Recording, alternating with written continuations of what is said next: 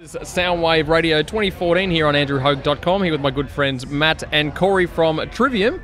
And again, welcome back to Australia. I've lost count the amount of times you guys have been here. I reckon we're sitting around number six, possibly. 6 or 7, yeah. Something like 6 or 7.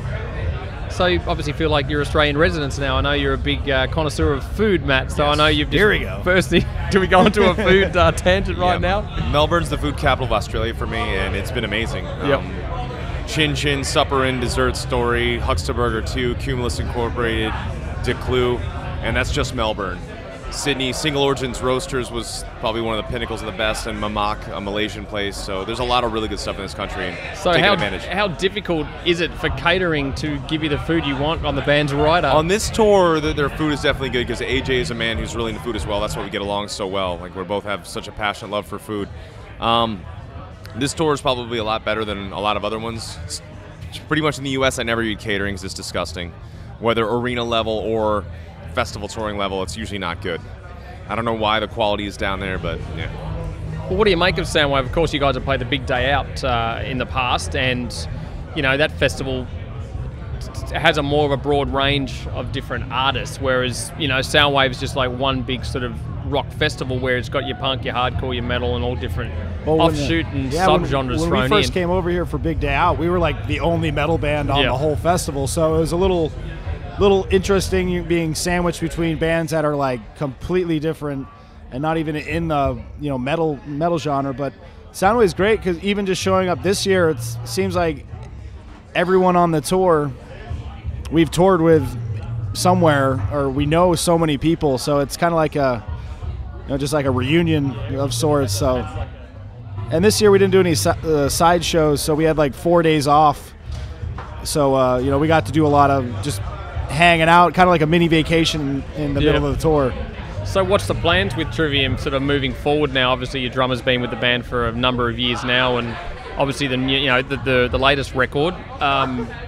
Do you guys? I was chatting with a band, I think it was Suicide Silence, about, or maybe it was another band, I can't remember. I've done a lot of them throughout this festival time.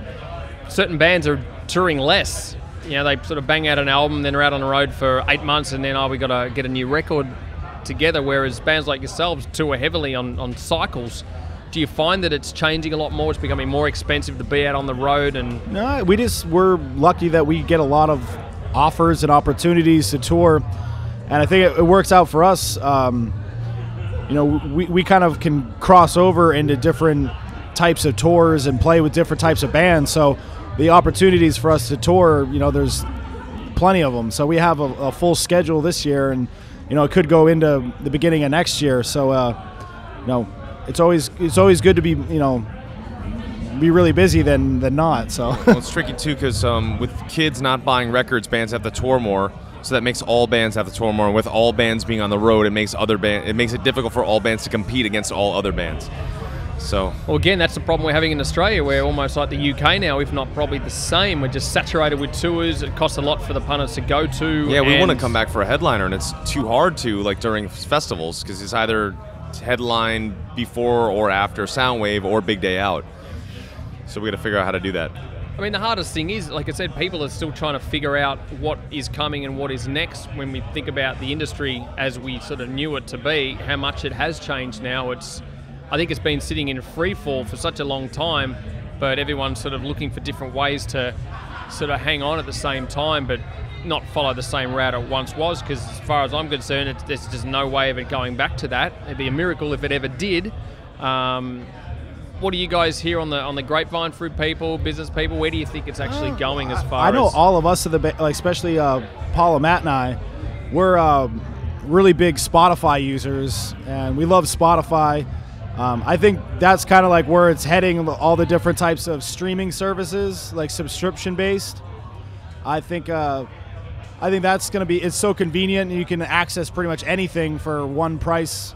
But I think once more people sign up for it, and it gets bigger and bigger. Hopefully, the one thing they got to fix with that is just the royalty rate that they pay to artists. Because well, that's the thing. When you look back at, as you mentioned about certain bands, they used to sell millions of records. As much as that's amazing to compare now to today, because it's just not possible. Bands even then were still getting screwed. So it seems like, regardless of how much the the product side of things has changed, it still seems like bands are still getting a shit deal regardless. And I saw something online. It was like from Pandora. It was like Desmond Child. It was like for like 2012 to 13. It was like Living on a Prayer got like 6 million plays on Pandora, and his royalty check was like $110. And it's that stuff's kind of shitty, but at least people are like paying for it instead of just stealing it. So. Well, that's the thing. It really is a tough one. So I don't know. What's your take, Matt? I know we can talk about this for hours because every band has a different opinion on it, and it's all a domino effect. I mean, it would be so much better if people were buying records, but I think what happened is kids started believing, oh, bands don't make money off records anyway, so I'm not going to buy it. And when millions of people think that, millions of people aren't buying records, and then the bands don't make money off record sales. If everyone was buying records, I think bands would be doing well. But the truth of the matter is, every single record we've released, the market's dropped. I don't know. I remember Crusade from Ascendancy was like 30% down and 30% down. It kept dropping and dropping. I believe just by looking at the way TV is heading towards streaming, I believe music's going to head towards streaming, and there's no fighting it. There's no bands banding together and trying to make it not happen because it is far more convenient. I think if they fix the royalty rate, that'd be great. I wish people would just buy CDs. That would fix everything. But anytime you walk into a CD store, you can see that the CD stores, the CD section keeps shrinking and shrinking. Record stores are closing, and that hurts bands. People think just because a band is signed, they're millionaires, but it's quite the opposite. There are some big bands out there, but we're right in the middle. Metal is a genre of the middle, and that's what we are. We're working class musicians. I think at the same time, it gives bands an opportunity to sort of, even if they're not, well, mainly the ones that aren't signed, to have a bit more of a DIY approach, but also to tap into different ways to get the consumer's attention by being a lot more creative than the sort of business model that labels, to me, at times are still trapped in. It's almost like they're still playing catch up. People do need to break free and try to start making new patterns and new ways to do everything. The hardest thing, as we mentioned, the music scene is saturated now. Everyone's in a band. I think it was the guys from Holy Grail I spoke to a couple of years ago. They said it used to be 1 million fans to one band. Now it's almost like 1 million bands to one fan, technically. Well, I saw, it was just yesterday, I was reading this interview online of Kurt Hammett talking about pretty much the same thing. The social media aspect? Yeah, and he was just talking about like how back in the day, it's like you kind of like, to get signed and be in a band is like, it's like a respect thing because you had to earn your way into it, because nowadays people can just record in their house and put it online. And there's just so much stuff out there, and back then you had to like kind of like earn your way into it, and to you had get to a be label. good. And you had to be a good band, and now anyone can program drums and record in their laptop and put out something and not even be that good, and auto tune.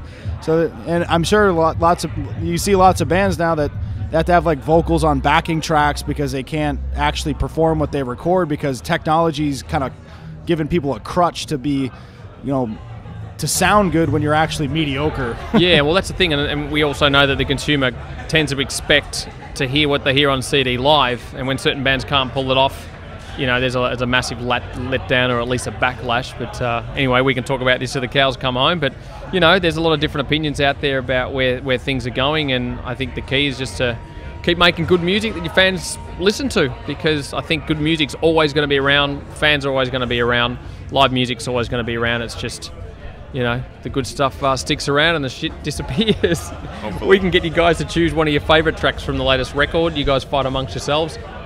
We're probably going to pick the same song. Yeah, probably. Well, then if there's no fighting, then go for it.